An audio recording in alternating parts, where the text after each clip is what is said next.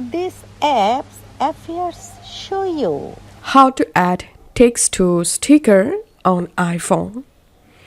Follow these easy steps to easily add text to any sticker or any photos on your iPhone. Go ahead and launch the Photos app and open the sticker or photo where you want to add text. Now tap on Edit and now tap on this pencil icon.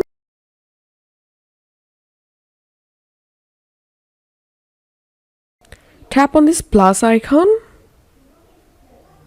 and here select Add Text. Now tap on the text box and here write your text.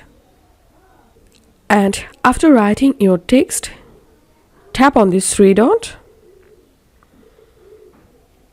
Again tap on this three dot. And now tap on your text box very carefully and you can drag to move the text. And to change your text color, tap on this color box. And here you can pick a different color for the text.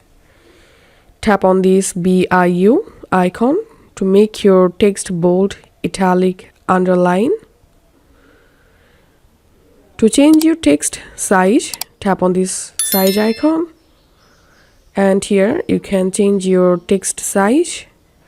To change your text font, tap on this AA icon. And here you can change your text font.